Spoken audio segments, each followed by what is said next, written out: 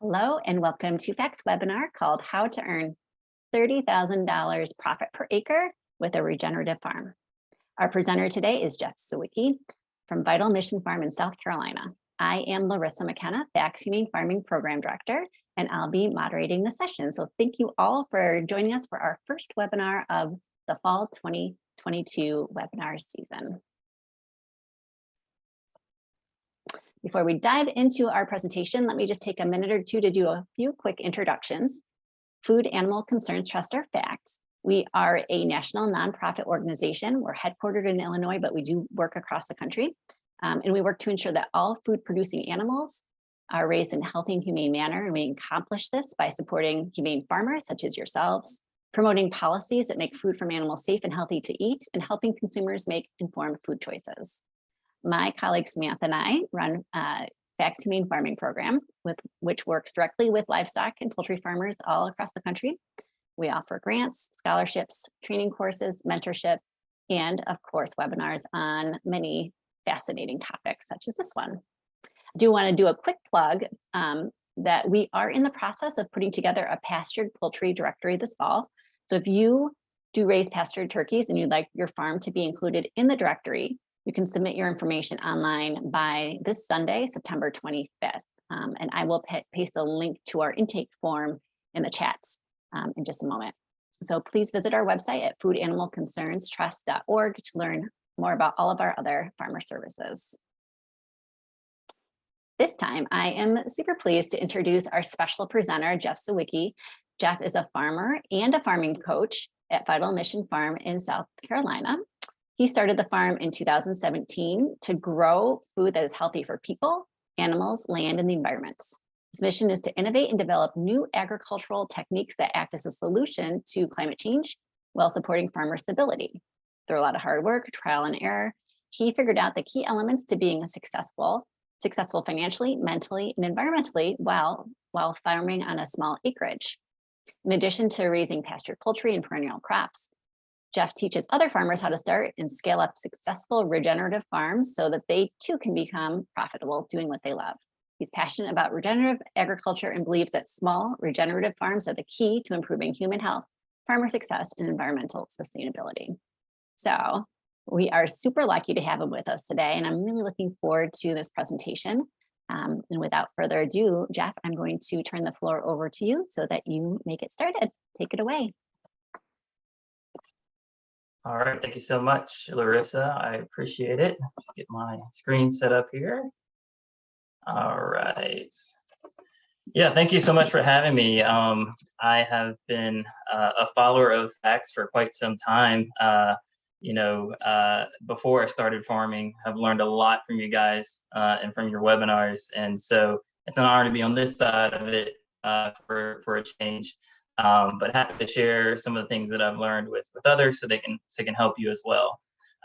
Regenerative farming is my passion. I'm excited about it. And in this webinar, I'm going to teach you how I earn $30,000 profit per acre with a regenerative farm. But what's more important than that is I'm going to try and teach you how you can do it as well. There's a lot of great information here. So I invite you to turn off your distractions and really engage in this presentation so you can really glean the most from it. So my goal for this presentation is basically to help two different types of people. For those of you that might be beginners, you're going to learn how to easily secure your orders and easily scale up your farm and grow it regeneratively. For those of you that may have been, that have been farming for some time, you will learn how to lower your cost of production and also increase the profit on your products by approximately 7-fold. So just curious, I know Larissa already put that out in the poll, but if you want to enter in the chat, let me know if you're beginner or advanced. Just kind of curious to see, where the road lays. So as Larissa mentioned, my name is Jeff Siewicki. I'm a regenerative farmer and a coach. I started a 9-acre farm on Guatemala Island, South Carolina, which is in the low country of South Carolina, about 5 years ago, 5-6 years ago. And we primarily raise pastured poultry. That's kind of our #1 product. So we raise poultry for both meat and eggs. We also have fruit and nut trees planted out on our pastures. And I started my farm with the goal of growing just good, clean, healthy food. And now, in addition to farming, I also teach others how to have a profitable regenerative farm. So I started a website, regenerativesuccess.com, just to kind of share knowledge and strategies and things that I've learned along the way with others. So feel free to visit. There's a blog on there. There's some great videos. You can learn more. And if you have any questions that I don't get to during the presentation and you think of something, hey, something you want to ask, or reach out, my email is at the bottom of this slide. It's jeff@regenerativesuccess.com. So why am I qualified to teach this? I've shared my knowledge and experience as a farmer at multiple conferences, presented for the Sustainable Ag Conference, the Carolina Farm Stewardship Association, and I've also been interviewed by numerous agricultural experts, both in podcast and printed media. I am a contributing editor to APA's Grit magazine. That's the American Pasture Poultry Producers Association. I've also won a few agricultural entrepreneurship awards, but what's more important than all this fanfare is that I've got about 6 years of hands-on experience learning how to start and scale up my own farm from scratch.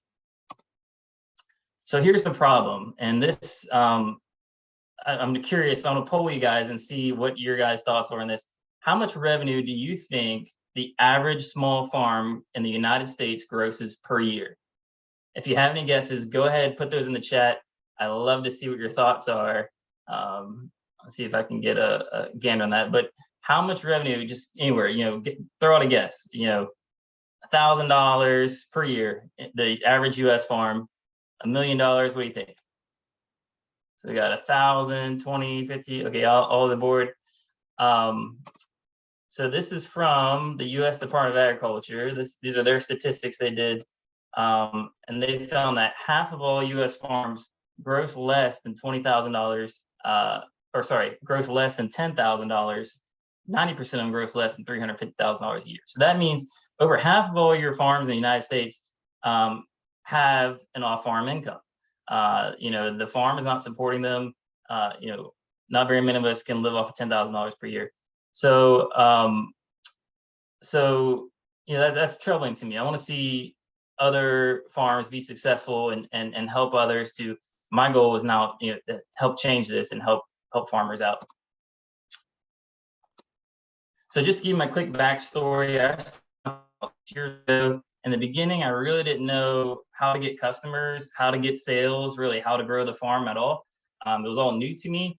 And I was trying everything, I was thinking, okay, I just need to try more stuff. If I can be like that one-stop shop, I can be like that grocery store, then people will come to me and they'll buy their meat and they'll buy their eggs and they'll buy their vegetables. And I was raising geese and I was raising turkeys and chickens, and we grew vegetables, we raised grain, we raised pigs. I even grew mushrooms for a period of time and tried farrowing pigs for other farmers. I did it all, and I just thought, like, if I just did more, then, customers would come, orders would come, so let me know in the chat. Feel free to let me know if you can relate to this, if you have this problem, as I say, of just trying so many different things, just to kind of, I was throwing everything at the wall just to see what would stick.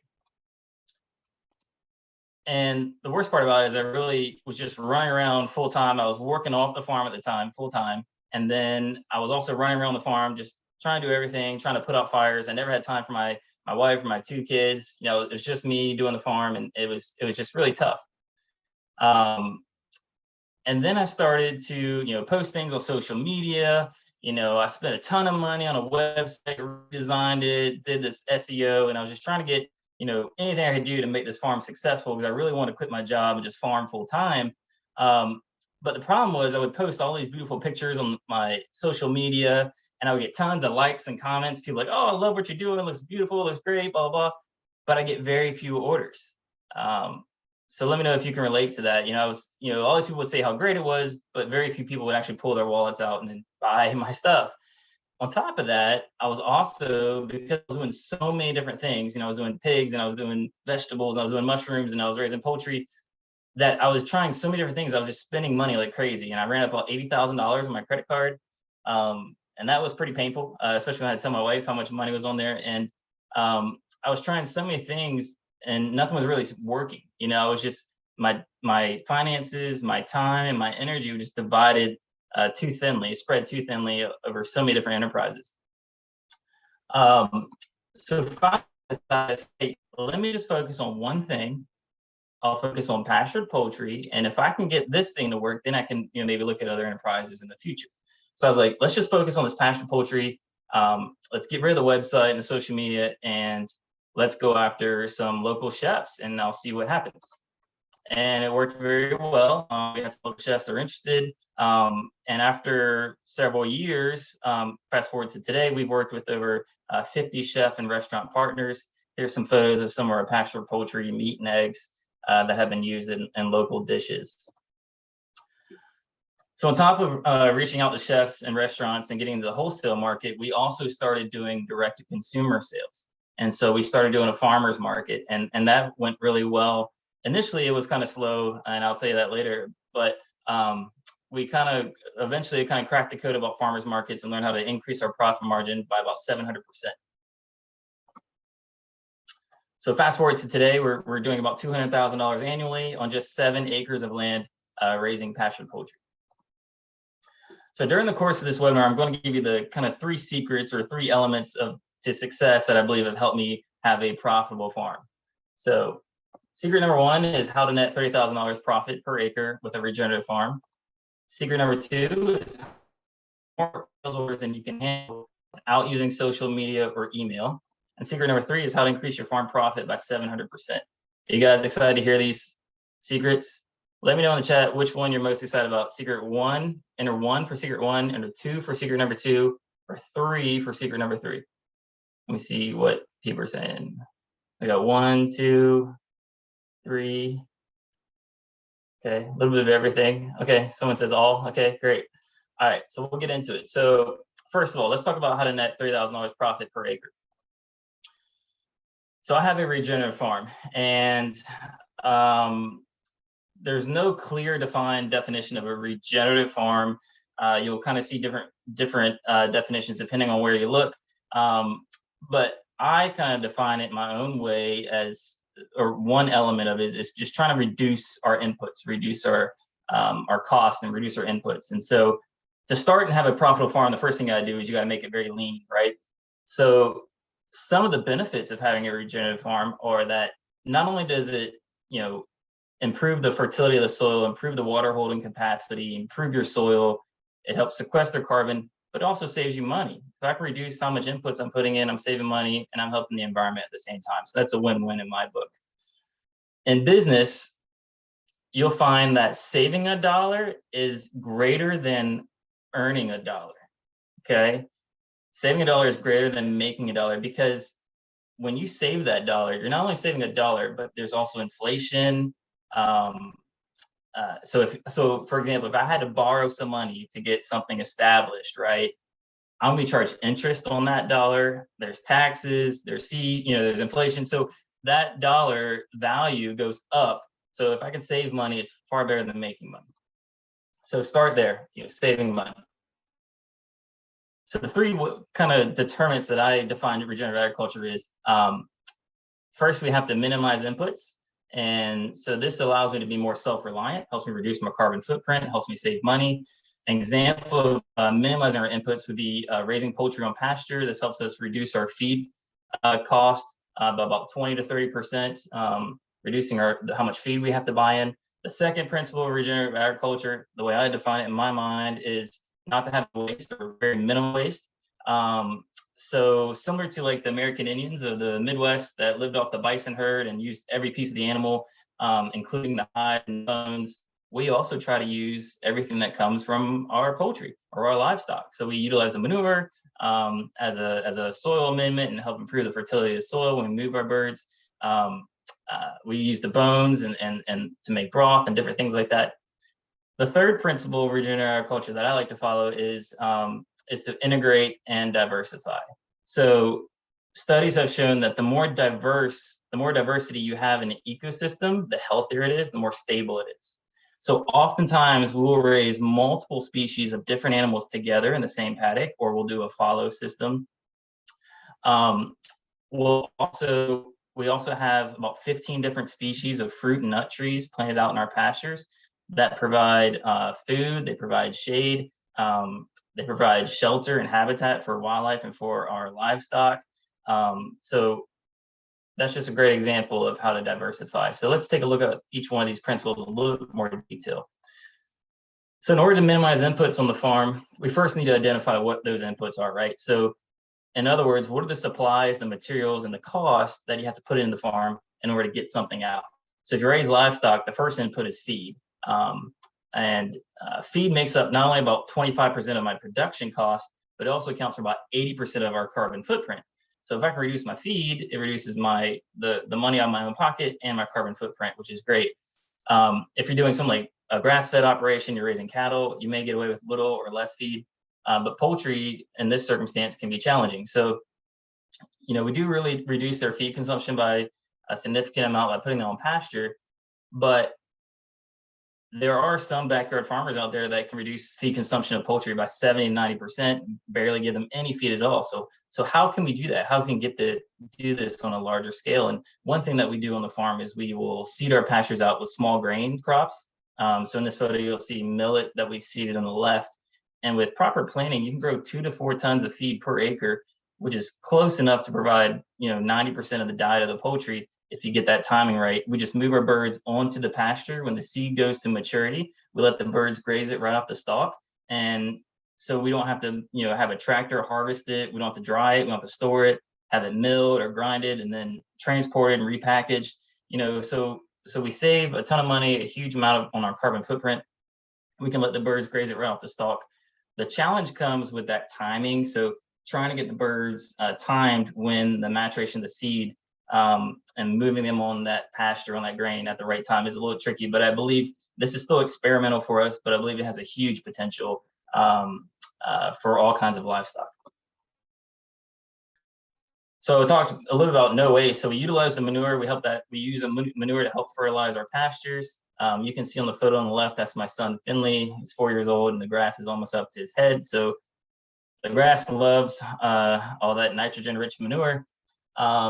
And then we also recycle any birds that are killed by predators. If we have eggs that are cracked that we can't use, we will put this in a large bin and grow black soldier fly larvae. So they'll lay a larva there. The larva will crawl out into these buckets that we can feed our poultry. And black soldier fly larvae are highly nutritious. They're about 50% protein, 35% fat.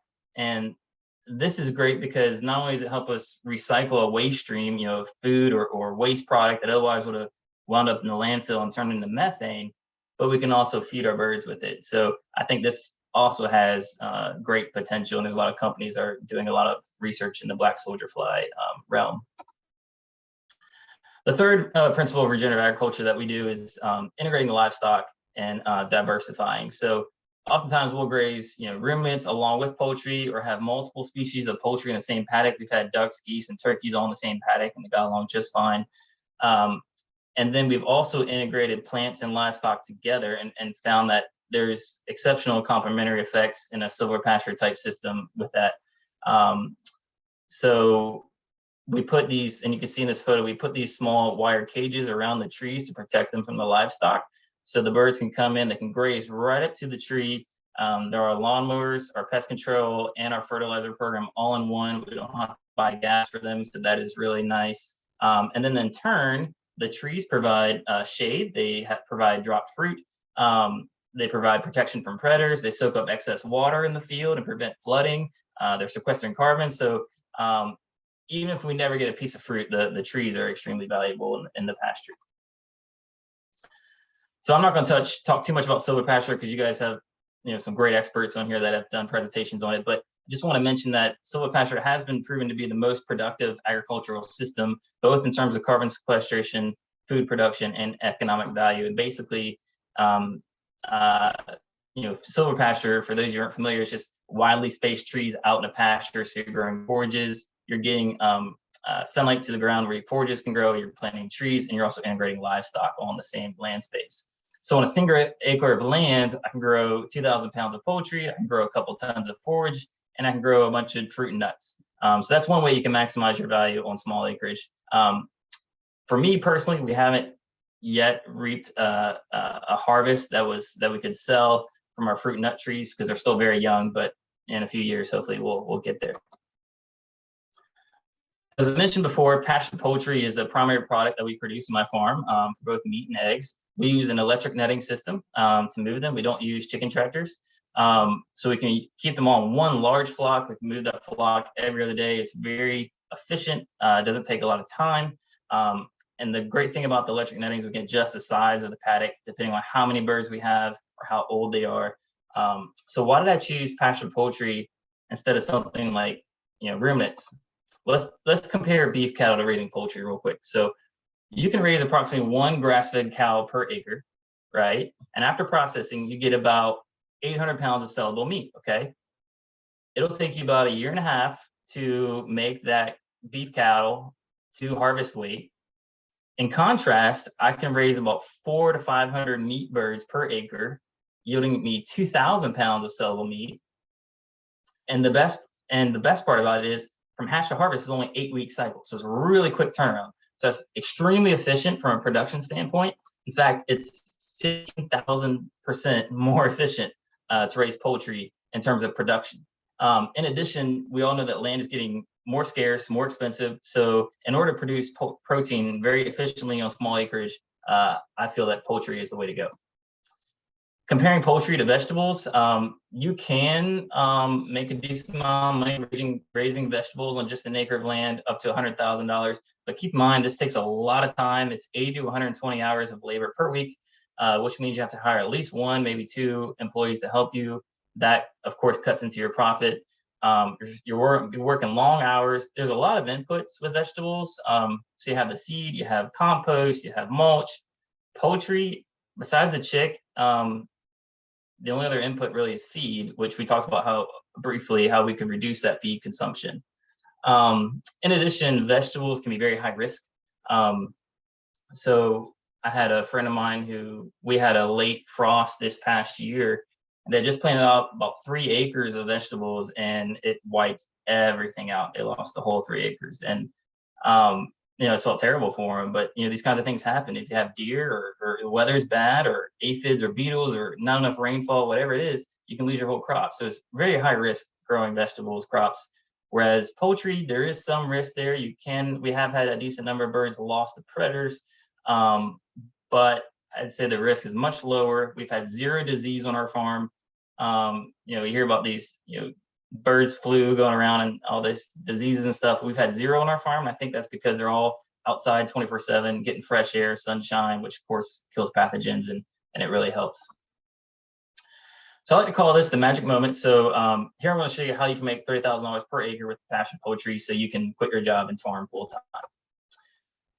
So the key is being able to sell enough product at enough profit to make these numbers work. So I'm kind of a numbers guy. So let's talk about how to actually market and sell your product, or later we'll talk about how to market and sell, but here we look at the numbers. So on 1 acre of land, I can raise 400 to 500 meat birds. If I get $20 profit per bird that I raise, that's $10,000 profit, okay? Stay with me.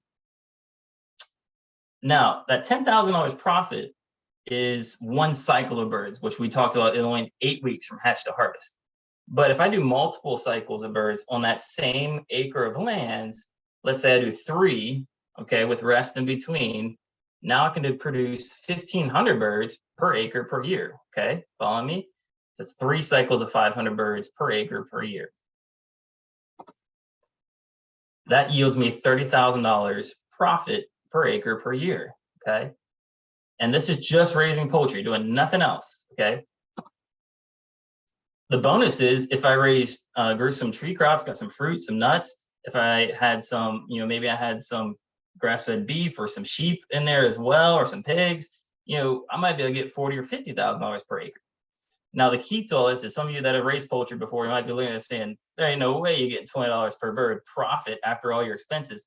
And actually, I'm going to show you how to do that in just a little bit in the presentation. We actually yield $70 profit per bird, and I'll show you how we do that in just a little bit. So we've seen that you can make $30,000 per acre. It's possible. Problem is, okay, so let's learn about how do we sell all this? How do we market? How do we get orders? And how do we do that without, posting on social media 30 times a day and using email? For me, I mean, those strategies work for some folks. It didn't work for me, and I think it's something that can help build loyalty to your brand and build customers over the long term. But for me, it didn't work. I needed some immediate results and get something going. So I'm gonna show you how you can do that. And the secret is in-person marketing. So not using social media or email, because when you market your farm products in person, people are going to get that connection. People want to know their farmer. They want to know where their foods come from. They trust you. So, you can have a beautiful website all day long, and that's great for selling t-shirts or something like that people don't have that emotional connection to. But when people want to feel like they're a part of that farm, they're part of what you're doing, they support you, you really got to speak to those people in person. And so we do that through in-person marketing. Plus, you can get real honest feedback from folks when you talk to them in person. So they'll say, hey, I love your product. It tasted great, but it was a little bit freezer burnt. And you're like, okay, cool. Well, I'll know maybe next time I shouldn't sell that chicken that's been sitting on the bottom of the freezer for 1.5 years, right? It's okay. I've done that. I've made that mistake before. So, but eye-to-eye in-person marketing is the way that'll grow your farm. And I'm going to show you the details on exactly how to do that. So here's a picture of Chef Fred Newville on the left. He was the first chef that I ever worked with. He owned a restaurant called the Fat Hen here in Charleston. It was a very popular restaurant. To get a table there was like next to impossible. You had to make a reservation at least like weeks and weeks in advance. And I just finished raising my first batch of meat chickens as an actual farm. And I reached out to Fred and I said, hey, I told him what I was doing. I said, would you be interested? He said, hey, man, I live pretty close to you. I'd love to stop by and see the farm and see what you're up to. I said, cool. So I had him out to the farm. I showed him around, showed him what I was doing, how I was raising my birds on pasture. And I gave him a sample to try. I said, hey, try this. Let me know what you think. So he called me a week later. He said he loved the product and he wanted to buy 24 birds. And I was like, hallelujah. I was ecstatic, under normal circumstances, 24 birds wouldn't be life-changing, but to me at that moment, for me, it was life-changing because it was my first big sale, first wholesale order. And it just felt so good that someone actually believed in me and what I was doing. And it gave me the drive and the confidence to keep going and get to where I am today. And it also provided me some much needed cash to purchase my next round of chicks and keep the farm going. Here's a picture of Chef Michael Toohey and I at the Charleston Food and Wine Festival. And Michael's been a customer of mine for many years, and he's worked as a chef and food and beverage director for many high-end restaurants. He even worked with the Los Angeles Lakers facility to develop a 100% local menu.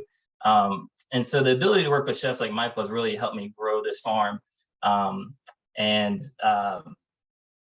addition to work with him, we don't sell only to chefs. We also gross about $3,000 per week selling direct to consumer. And I'll tell you about that here shortly, which has enabled me to quit my job and farm full time.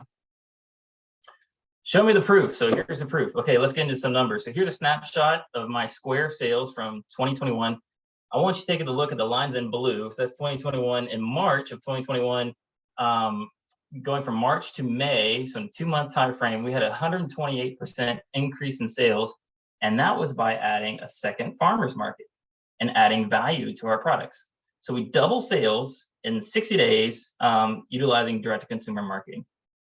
Then going from May of 2021 to August of 2021, in just 3 months' time, we double our sales again by adding 1 restaurant. So that's how big of an impact the right client can make. Just 1 restaurant doubled our sales and made that huge revenue jump. So just to sum it up for you, our monthly revenue in March was about $3,200 a month. And then in August, it was $16,000 a month. That's a 500% increase in just 5 months using both direct-to-consumer and restaurant marketing strategies. And so what I learned is that selling direct to restaurants and wholesale outlets can make a huge impact financially. Here's our passion poultry and meat and eggs that have been prepared by local chefs. The photo on the left is from McCrady's Tavern, and Sean Brock was the executive chef there for many years, and he was instrumental at starting the farm-to-table movement, not only here in Charleston, but also across the country, and he continues to be an advocate for locally grown food. So now we're getting to the meat of this presentation, what you can use to grow your farm. So you're probably asking, hey, how do I do this? I'm excited. Let's do this. I want to make 30,000 per acre. Okay. So here's how you market directly to chefs. When you go and approach a chef, that initial contact, you have three choices. You can email them, you can call them on the phone, or you can visit them in person, okay? Whatever you do, you need to find out who makes the purchasing decision of that restaurant. Get their name. Usually it's the executive chef, but not always. If it's a small independent restaurant, sometimes the restaurant owner makes that decision where the purchasing comes from. But a lot of times they'll kind of give the chef that leeway, or it'd be a dual decision. So just find out who the best person is to talk to if you call them or if you email them, and find out the best time to stop by when they're not busy. Usually I find after lunch, before dinner, like that 2 o'clock to 4 o'clock window is like the best time to approach them. Of course, if they're serving lunch, they might still be busy at 2, but if they don't serve lunch, then yeah, 2 to 4 is a great time. The advantages of emailing them or calling them on the phone in advance is you can set up an appointment. The chef is prepared. They kind of give you that undivided attention. The disadvantage is these chefs are very busy. They're probably not going to respond to an email. They probably won't answer your phone call, and they may give you a no without even hearing what you guys say. They're just like, I don't want to hear it. Goodbye. You know, so I don't prefer to do that. I prefer to approach them in person, initial contact, just walk in the door, knock on the door when they're not busy, say, hey, can I speak to the chef? The advantage is I can get that FaceTime with the chef. Even if he's busy, he can come out and see me and say, oh, come back tomorrow or something. At least I've got that initial contact. I start to build that rapport. You know, anything in sales, if somebody wants to buy something from you, they have to know, like, and trust you first. So start that rapport. They can put a name with a face. I can, put a name with his face. The disadvantages, they may not come out of the kitchen. There's been times that I've, sat out in the lobby waiting in the restaurant, for 45 minutes waiting for that chef to come out. And usually they do, not always. But I found that in person, just going right there in person is the best way to do it. So when you approach them in person, you need to have your message kind of short and concise. Usually you're looking at about 4 to 5 sentences. You want to answer the who, what, why, and how of what you do, and kind of differentiate yourself from the competition, okay? You want to keep it short, though. So just to give you an example, my spiel would be something like, I'd say, hey, I'm Jeff Siewicki. I have a regenerative farm on Guatemala Island. We specialize in raising pastured poultry. Our mission is to grow food that is healthy for people, for animals, for the land, and for the environment. So to differentiate myself, I'll say something like, hey, instead of a cramped, dark chicken house where birds are packed in by the thousands, living in their own manure and filth all day, our birds are outside 24/7. They're getting fresh air, sunshine, they're eating grasses and bugs, living that healthy life. We rotate them to fresh pasture. They're eating grasses and bugs. They're much healthier, much more flavor. Our eggs and our meat are leaner. They have a richer flavor than any factory-raised bird. So in that quick little spiel, I've answered who I am, what I do, how I do it, and why, and it differentiates myself from the standard, commercially produced stuff. So then, you need to be prepared with any frequently asked questions. So you just don't go in there, and because they're gonna have questions for you after you talk to them. And so, make sure you know what your delivery schedule is. Make sure you have any payment methods already set up, and you can articulate that to the chef. They may ask you about insurance if you're insured. How do you process? Are you doing it yourself on farm? Is it USDA? That kind of thing. You don't want to be caught off guard. You don't want to be surprised, right? So when they start giving you a little bit of pushback, so they might give you some pushback. One of the biggest things we see is price, because we charge a lot more for our products than the chef can buy at the big commercial factories, obviously, but you need to be prepared for that in advance. So one thing that I say is, like, somebody has some pushback or kind of starts questioning the price, I say, hey, you can't buy food of this quality anywhere else. No one else is raising it like this. Would you agree with me that high quality dishes start with the highest quality ingredients, right? And it's like, yeah, it does. I want the best for my dishes. I want to be top chef or whatever it is. I want a great reputation. I want to fill more seats in the restaurant. I'll say, okay, do you think you could, I know this is a little bit more expensive, but do you think you can charge a little bit more for your dish that's, whatever your shtick is? Is it because it's higher quality, or because it's better tasting, or because it's organic, or whatever differentiates you, or because it's pasture raised? Do you think you can, or because it's local, can you charge slightly more for that?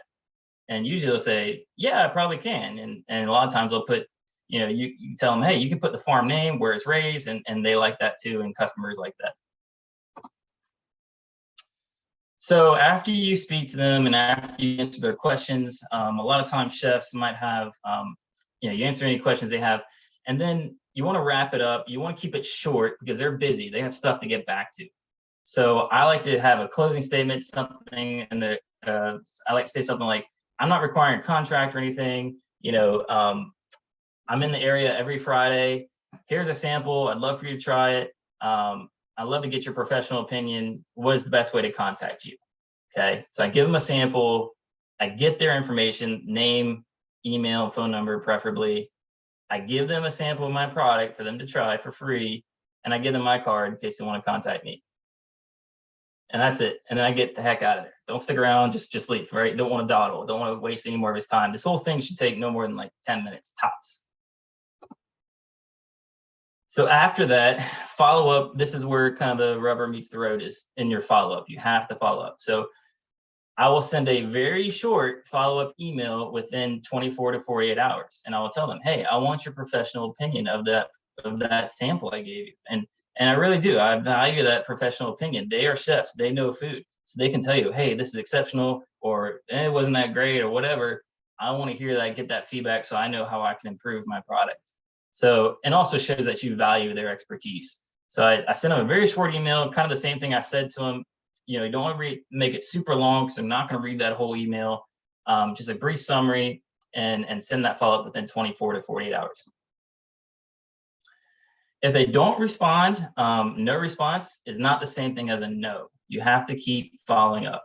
I usually follow up about once a week, maybe twice a week, very kindly, without badgering them. And the goal is to either get them to tell you yes or tell you no. Okay. You don't want to, them saying, "Oh, I'm busy," or "Call me later," or not answering at all is not a no. And I'll give you a good story about this. So the photo on the left from Chef Jason Stanhope of Fig, and he's a James Beard Award winner, which is, some of the best chefs. And I had given him some samples and dropped it off, and I sent him an email a couple days later, and then I called him, and then I sent him another email, and I called him again. I left him a voicemail and left him another message. And it was like 5 or 6 times I'd followed up with him over several weeks, and I hadn't heard a word back. And I'm like, all right, I guess he didn't like it. I'm gonna move on. And then I said, well, for Pete's sake, let's just try one more time. I was like, I'll call him one more time, just see if he answers, in the middle of the day. And he happened to pick up the phone. I was like, awesome. I was like, hey, this is Jeff. I dropped you that bird off. I just want to see if you had a chance to try it, what you thought of it. He's like, oh yeah, I love it. I was like, cool. He's like, yeah, bring me 30 birds next week. And I was like, what in the world? I was like totally caught off guard, because I was like, here I've been calling you, texting you, emailing you like 6 or 7 times. You hadn't heard a word, not a peep, not a response at all. And he was like, send me 30 birds. I love it. But it's just like anything else. They get busy, they get distracted, and they didn't respond. So following up is key. One thing that I do like to, or I want to mention it, and this is going to be extremely helpful for you when you're trying to get that sale. So when you follow up with them, whether it's on the phone, or you can either go back in person and visit them in person again, you don't want them to commit to a contract. Now, if you've got a steady relationship with them, you've been working with them for several months, and you say, hey, you're really making a big chunk of my income here. If I lose it, there's risk there. So you can maybe say, hey, would you mind sign this contract? You're commit to X number of pounds of meat per week. And usually they're fine with that, and that way, if they cancel on you, something happens, you at least get paid, or and buy you some time to find a new customer. But you want to make it as easy as possible. The point is, you want to make it as easy as possible for them to say yes to your product. So don't come in there with a script or with a contract, and don't make them say, yes, I'll take, don't say, hey, will you buy 40 birds? Go in there and say, hey, I can bring you a couple birds next week. I'm always in the area doing deliveries, every Wednesday or whatever. Would it be okay? I can bring you a couple birds for you to do some experimenting. You can try it out, see I like it. Would that be okay? And that last part, would that be okay? Most of the time, they're gonna say, sure. And it's a lot easier for them to say yes than to say, how many birds you want to order? Then I'm like, I'm not sure. But you say, would that be okay? Can I bring you a couple? Just keep a very small order. That way there's not a huge commitment. They can try it, they can experiment with it and see what kind of dishes they can make out of it. And when I come back next week and I bring in those couple birds, you better believe I'm charging him for them.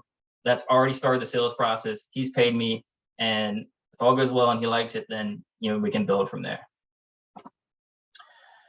So circling back to the 3 secrets again, I've talked a little profit per acre with passion poultry, so you can quit your job. We've talked about how you can get more sales orders than you can handle. After a few years working with chefs and restaurants, we're getting more orders than we can handle and turning restaurants down left and right as word spread. But probably the biggest piece of the puzzle, and everybody knows you can have the best products in the world. You can even have hundreds and hundreds of orders in the world, and that's great, more orders than you can fulfill. But if you're not making a decent profit on that, it's all for naught, right? If you can want to serve your community and grow food all day long, but if you're making negative money or you're breaking even, you're not gonna be able to sustain that for very long. You have to make a decent profit. A lot of people, I think, sometimes shy away from being profitable in farming. And think of it this way, because it is a noble profession, and it is, but your doctor has a noble profession, doesn't he? He wants to treat people, he wants to cure you, right? But that doesn't stop him from slapping you with a huge bill when you leave the doctor's office, right? Even though he's doing a noble profession and helping people. So don't think it's any different for farming. So secret number 3, how to increase your farm income 700%. So the way I do it is we kind of break it down to 2 different parts. And there's 2 ways you can increase your farm income, right? You can sell more volume, right? Sell more, you'll make more, right? Or you can sell it at a higher profit margin. And so we already talked about selling more volume with utilizing wholesale, utilizing chefs. But now let's look at the second part, at how do we get a higher profit margin selling direct to consumer. And so we talked a little bit about selling more volume. You can get to the next level with wholesale, and you can also have a contract, which I mentioned before. So selling at a higher profit margin direct to consumer, you can do at a farmer's market. You can do this at a farm stand. You can do this at events. Just any way you can do person to person, eye to eye, in person, retail sales. That's how you get a higher profit margin, because everybody knows when you retail it to a customer, you get more money than if you wholesale it. Some of you might have tried farmers markets. You might be thinking, hey, they're not worth a hoot. And I thought the same thing. I had experience initially. I thought they were terrible. I would go to a farmer's market, stand there for like 4 hours, and only sell like $200 worth of stuff. When you figured in my cost, plus the market fee, the setup, the driving time, I was earning like $7 an hour. And I was like, this just isn't worth my time. Plus there were several other vendors also selling poultry, and there's stiff competition. So I gave up on the farmer's market. Then when the pandemic hit, all the restaurants shut down. We're forced to, or I had a freezer full of birds, and I was like, we got to move these. None of the restaurants were ordering. Restaurants were shut down. So I was like, let's look at doing some more farm to consumer sales. It's something I always want to do. So I went back to that same local farmers market. I went back there. Now there was 4 vendors selling poultry or eggs out of like 25 total vendors. So there's like 20% of the vendors at this market were selling poultry or eggs, which is what I was selling. I was like, oh man, we'll see how this goes, So, but here's what I did. I raised my prices. I educated our customers. I offered different options. I added value to our products, offered different things that the other vendors didn't have. And eventually I became the go-to guy for poultry and eggs. There was another guy on the other side that was selling eggs for $4 a dozen. I was selling my eggs for $12 a dozen. This was 2 years ago. Now, granted, these were duck eggs, but I was selling them for $12 a dozen. And guess what happened? A year later, the other vendor selling eggs for $4 a dozen went out of business while I thrived. So let me repeat that. I raised my prices, stayed in business, and thrived while the lower price competition failed, because he probably couldn't pay his bills. He probably had too much debt, and he gave up. So the only other thing I want to say about this is, don't be afraid to raise your prices. And we actually tried a eventually we got to the point where we're selling over $1,000 per week at that market, just with pastured poultry, meat, and eggs. And I knew I'd been wrong about farmers markets. I just had to have a different strategy. So here's some proof that this works. This is a screenshot from our farmers market, or from our total sales from Square, at least Square app. So you can see our total revenue in the bottom right-hand corner for the month of August of 2021. Our total revenue was $16,042, put us on track to gross over $200,000 over the next 12 months. So here's what I mean by 7x or 700% increase in profit by selling direct to consumer. Here's a spreadsheet of my products, my costs, what I sell it for. So if you look at the blue arrows, for every small whole duck that I sell to a restaurant, I make about $10 profit, okay? That's what I take home after all expenses are paid, $10 what I put in my pocket, okay? But if I break that bird down into parts, okay, I add value to it, and then I sell it retail, I make almost $70 profit per bird after all my expenses are paid. So that's a 700% increase in profit from that exact same bird, okay? So remember, going back to this, I said we had to have $20 profit per acre, or sorry, $20 profit per bird in order to yield $30,000 profit per acre. But I just showed you when we retail it, we make $70 per bird. So it is doable. So how to make such a high profit off one bird? Well, here's an example of what I mean when I say adding value to your product and being regenerative and using the whole animal.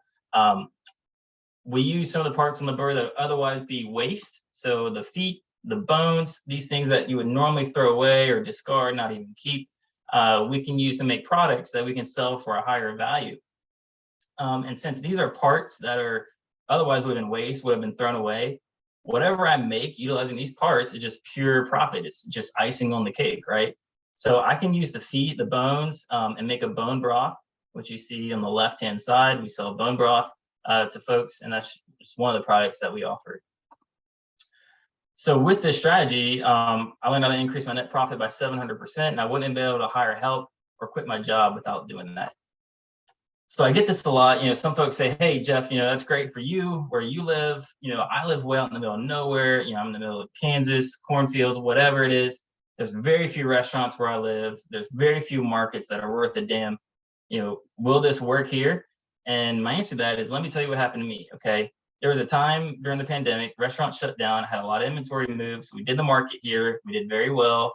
So I decided, hey, let's do another farmer's market. So I decided one morning I would drive 2 hours south of here to Savannah, Georgia. I did a Saturday morning farmer's market there, okay? This was a brand new market. I had never been there before. Nobody knew us, knew the farm. I had no customers, this was all brand new to me. And after a 4-hour market in Savannah, I sold $1,100 worth of product, okay? And while I was there, I was like, let's go to some restaurants, meet some chefs. I stopped by a few restaurants. I met Chef Colin Clemens at the 1540 room. He became a regular buyer of ours. Then a few months later, I decided to try another farmer's market. So this time I drove 2 hours north to Columbia, South Carolina. I did a farmer's market there. Nobody knew the farm, didn't know who I was, had no customers there, no regular customers. And I sold over $1,000 worth of product again in a Saturday market. And that's when I realized, hey, this system works anywhere you are, works anywhere in the country. And some of you might be thinking, hey, customers, I don't want to drive away, drive 2 hours to go to a market. That's crazy. Well, customers are always within a 2-hour drive, no matter where you live. I don't care how far out in the boonies you are, you can always get to a small city within a 2-hour drive. And if you're worried about gas, you're worried about your time, let me ask you this. Would you drive 2 hours to make $2,000 in sales per week? Right? If you made a 2-hour trip to get somewhere to make $2,000 in sales, so you drove 2 hours there, you drove 2 hours back, let's say you did a market, you did some deliveries to a couple restaurants, made $2,000, that's 4 hours of your time. You just netted $500 per hour that you otherwise would not have had if you hadn't have made that drive. Now tell me, what job pays you $500 per hour? Not very many.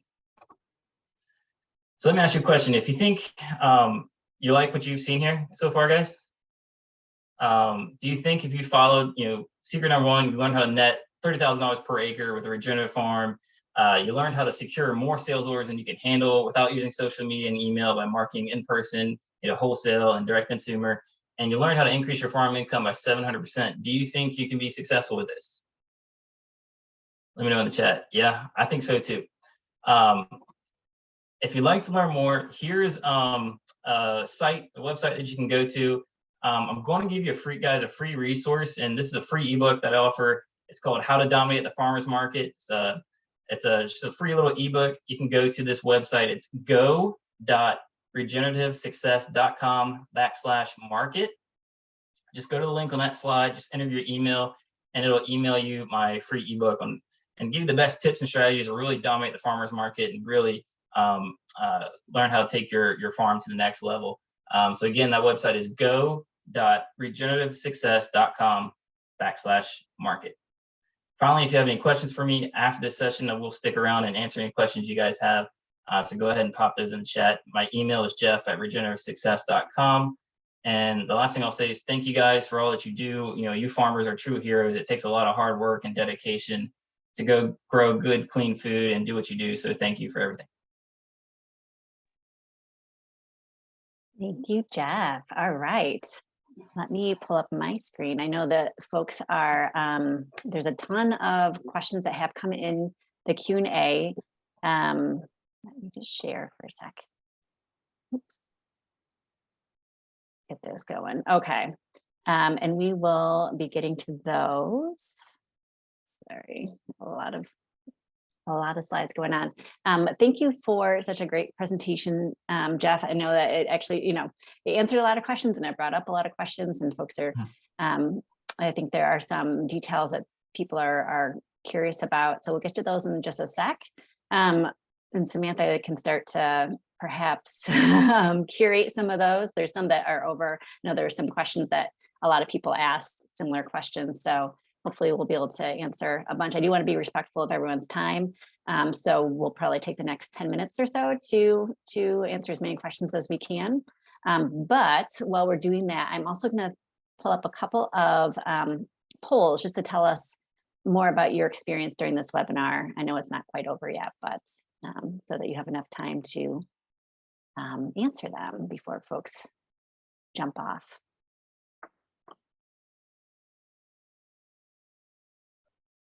Okay. So Jeff, do you want to go ahead and read out the questions, or do you want us to go through? Yeah, I was just looking here what we got. Let's see. Start at the top here. So someone's asking about what's the market for organic poultry near you lately? We're not organic certified. I know I think we would do much better if we were, but I'm not organic certified. So I hope that answers the question. How do we measure our carbon footprint? I don't have a detailed analysis on that, and that's something that I want to do and get really granular and really detailed on that. The statistics I was quoting was from the USDA, just average carbon footprint of poultry system. Let's see. Do you encourage seeding pasture with varieties of alfalfa, millet, buckwheat, etc.? Yeah, I like millet because it grows well where we are. So does buckwheat. We also do winter wheat and rye in the cooler months. But yeah, I would experiment with different things, see what works for you. Try different options in your location. Predator control. So yeah, predator control has been one of the biggest issues with using the electric netting system. It works pretty well for four-legged predators. Every now and then we'll have like a fox or a dog jump the fence or try to dig under it. But it works pretty well. The biggest issue would be aerial predators. We don't have bears where we are, or cougars, so I don't have to worry about those, which is nice. But aerial predators, so I had a family of bald eagles nesting in the field above our pasture, and they were building and they were nesting there, and they would fly down every night and eat some birds every night. And I was just like, oh my God, they're putting me out of business. What do I do? You can't shoot a bald eagle. So, so we've tried so many different things. We try to give them more overhead protection, more shelters. We put guard geese in there, and that helps. We've put there's these mannequins, these coyote decoys you can buy, and those seem to really help with the aerial predators as long as you move them, keep them moving. Anything that flashes, so there's lots of different things. Nothing's 100%, but they all add up to help reduce our predator losses to a manageable level. We know we're going to lose birds. A livestock guardian dog would be ideal. I don't have one, but we factor that into our production model. When you say silvopasture is the most productive system, can you share your reference? I don't have a reference on that, but I've read it time and time again from numerous people have studied it. Really interesting about black soldier fly larvae. What are the inputs included in growing these for chickens to eat? And could this be done at a larger scale? Yeah, there's some companies that I've actually talked to. There's one in England that produces a huge black soldier fly like pod. It's like the size of a shipping container, and they set up and they get you all set up for like a very large commercial operation. The downside of black soldier fly larvae is there's a lot of input, so it takes about 5 pounds of food waste, food product, to produce 1 pound of larva. That's great if you have access to black soldier fly or food waste that you can feed them. So if you're next to a Chinese restaurant, or let's say you have a vegetable operation, you have a bunch of harvest you can't use, and you have a readily available source of food waste, it's great. But for us, it was too difficult to find a lot of food waste to do it on a very large scale. We just do it very small. Actually, can I ask a question? Can I ask a question, Jeff? Yeah. Sorry. So one of the things that I've always been concerned about with those black soldier fly larvae is, if you're going to put a carcass in there and you're not worried about botulism or anything like that with them eating the larva. We haven't had any issues with that. I don't know if that's a regular thing, but yeah, we haven't had any problems personally on the farm with anything like that. And I should mention, might be an important detail, is we only use the black soldier fly larvae for our egg layers. So, I think there's less risk there because we're eating the eggs and not the animal. But no, I mean botulism for the bird. I don't even know if it's a thing or not. Yeah, we haven't seen any of that as far. So, yeah. So let's see, Jessa asked, what happens during inclement weather? You're not using chicken tractors. Yeah, we don't really have any issues with inclement weather. We do give them a big shade structure that the birds can hide under. So they get protection from rain, from snow, that sort of thing. So they do have protection from the elements, and that's usually sufficient. Is that just on poultry regarding our monthly sales numbers? Yes, that's only on poultry. So that's just meat birds and a little bit of eggs, but primarily just meat birds when I was quoting those numbers from our monthly sales.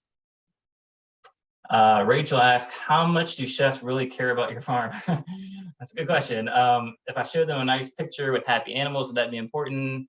Or is it more about price and product quality? I think it depends on the chef. Some chefs really value what you do and they're like, I love you, what you're doing. I want to really support your farm. Other ones don't really care. You need to kind of look at it when you're marketing, approach it from a chef standpoint. So I think what's most important to him, I guess to answer this question, is not so much, he doesn't so much care about the farm, he cares about the quality of the product.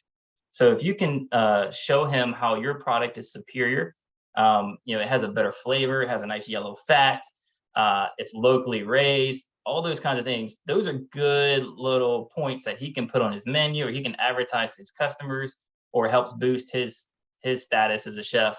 And he has better quality product. That's what he's going to be excited about. So not so much pictures. Yeah. How did you know what to charge for your first chef order, and how do you price now? Good question. Yeah, the first time I did, I really didn't know what to charge. I was kind of winging it.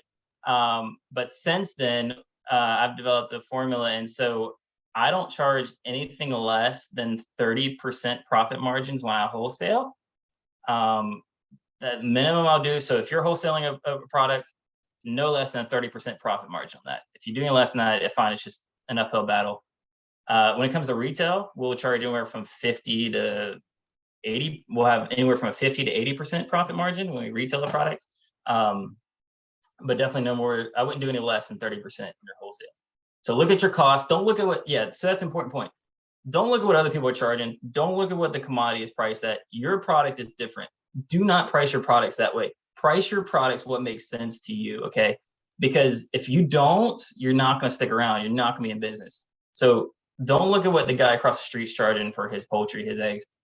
Calculate your cost, know what it is down to a cent, and then make sure it's at least, you're making at least a 30% profit margin on that, and that it makes sense to you. You can make a little bit less. I mean, you can charge a little bit less than 30% if you're selling a huge volume or something, but you got to do what makes sense for you to keep doing this. Do you slaughter or have someone else do it? We were doing on-farm processing in the beginning. We did a lot of on-farm processing, but as we scaled up and got bigger and bigger, we use a USDA processor. And the nice thing about that is we can do, we have more options. So we can do, they can do like flavored sausages for us. We can sell across state lines. So that's things we can ship, so that's things we couldn't do when we were doing on-farm processing. How often are you rotating them? And do you use a livestock guardian dog? We don't have a livestock guardian dog. That would be ideal. The reason I don't have one is I have very small acreage. We're only farming on about 7 acres. We have neighbors real close by. And I just haven't had the time and energy to put into training a dog because I'm also training a 2-year-old and a 4-year-old, or I should say they're training me. So we don't have one, but I'd love to get one. I think that's the ideal situation. I forgot the first part of that question, if I answered it, but oh, how often do we move them was the part. It depends on how many birds we have and the size of the paddock. So that's a nice thing is like, we can adjust the paddock size. You can connect nets together. They come in 50 foot, 100 foot, 160 foot rolls. You can do 1, 2, 3, 4, 5, 10 nets together. So depending on how much space you have, you can kind of dictate, do I need to move them every day, every other day? We usually do either 2-day or 3-day moves, typically is what we do.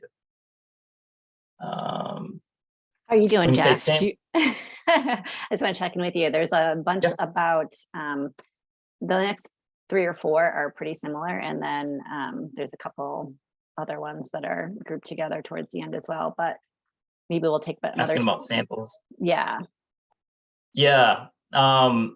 So we give them raw because that's what we're going to be selling to the chef. You want to sample whatever you're going to be giving them. So we don't cook it. I let the chef do that. He's going to be cooking it and serving it in his restaurant. And I give them entire bird. I'm generous. Be generous with your samples. You don't want to be giving out, let's say you only got 25 birds in the freezer. You don't want to go out and give out, all 25 and that's all you got. So be selective about who you use, pick out restaurants that, have already worked at local farmers, pick out restaurants that look like they have a price point where you see, okay, maybe they could probably afford my product since I'm charging a little bit more. But don't be shy about giving them samples, give them a whole bird, whatever they need, because if that turns into a customer, then it's totally worth, giving whatever product you had to. What kind of insurance do you need to sell to restaurants? Most of them have never asked, but we do keep a liability policy just to cover our tails. Some restaurants or some wholesale outlets will require like $1 million policy, which we have, but not all of them do. A quick plug, we are going to have a webinar in October about liability and insurance. So please join us for that. Anyone that wants more details. Sure. And you probably will find that whatever insurance you need for your farmer's market is probably not going to be more than, it's going to be enough for your wholesale accounts. Yeah. Some people asking about processing, we take them all to USDA processor now. That's probably the biggest bottleneck of pastured poultry. Is very few in the country, but I know there's some legislation they're putting out grants to make more processing availability. Let's see what else we got. What additional infrastructure for putting value-added products? Yeah, so if we're cooking anything, making anything, that has to go through our local health agency or state health agency. So we use a commercial kitchen or commissary to do all of that repackaging and adding value to our products. So yeah, so that's what's required. We have to get authorized for that. And depending on what you're doing, you may have to get an additional like HACCP plan certification just to make sure your process is okay. How did you find markets for fruit and nuts? We haven't yet. Our trees are very young, so we haven't gotten any return on that yet, but we're hoping that'll be a couple years. Somebody's asking about storage for on farm and for transporting products. Do you sell frozen? Yeah, everything we sell is frozen. I don't do fresh. It's just too difficult, you know, because we're using USDA. We're bringing a huge batch at once. There's no way, you know, I'm not processing every week, that kind of thing. So everything we sell is frozen. We haven't had any pushback on that. We store everything in a large walk-in freezer on farm. Hours of marketing, but somebody's asking about labor and time and money. So in the beginning, I was doing everything myself. I was a one-man show and I didn't account for my time in that cost. Now I do have people that help with the production aspect. I have people that help me at the farmers markets and some other roles. So there is some labor cost involved as well.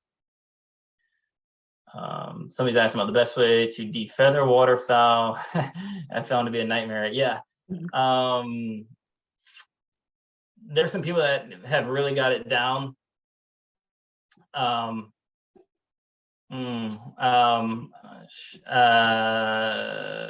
so I would ask around Acre processors what their process is and how they do it. It's too complicated of a question to get into right now. Are you raising Cornish cross? We started with Cornish cross chickens. Now we mainly do ducks because we saw a big demand for that for restaurants. And we do own our land. So again, we have about 7 acres that we're utilizing. My husband wants to start with 10 chickens. I think 20 or more is best.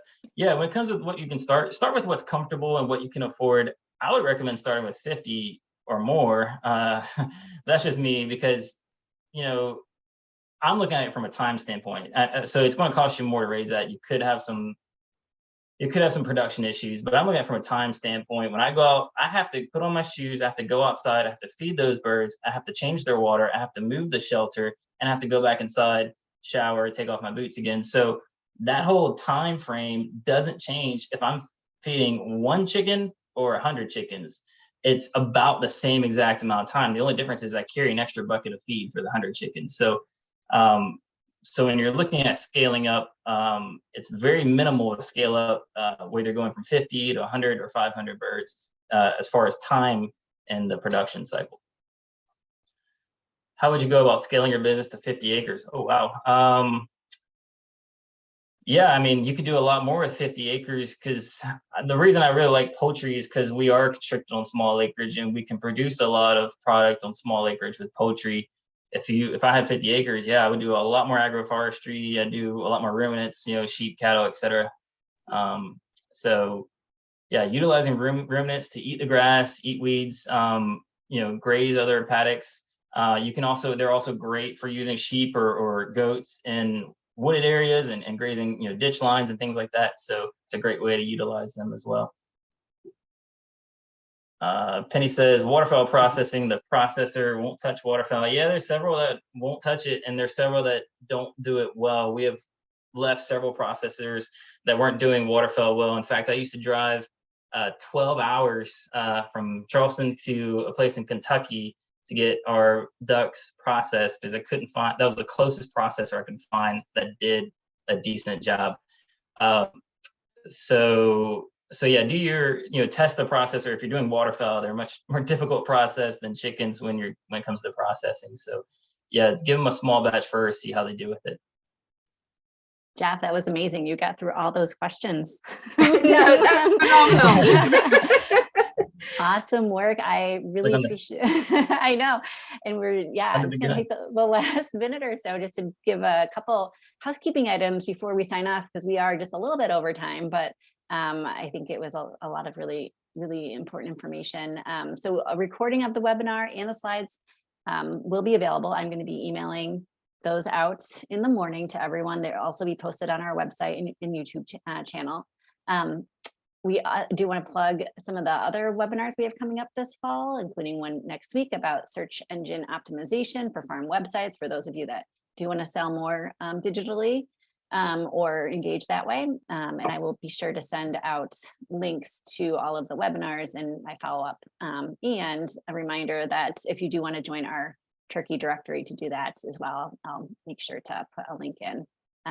But that is all the time we have today for this topic. And I just want to give a sincere thank you to you, Jeff. It's been really an honor and a pleasure to have you with us, for you to share kind of your experience, be so honest about everything that you've gone through and, you know, the trials and tribulations that you've been able to come out ahead. I'd love to, you know, another chance to collaborate on a session in the future. And also a shout out to you, Samantha, my wonderful back colleague, for all your help behind the scenes and on camera. And then everyone else in the audience, we still have a bunch of folks that haven't jumped off yet, but thank you for, you know, sticking around, for your interest, for your attention, for being part of our network and community. And, you know, I really hope that you had a good experience and that we're all able to stay in touch and connect again soon. So thank you all. Have a wonderful rest of your day or evening, and we will talk again soon. Bye, everyone. Thank you. Thank you. Bye-bye. Bye.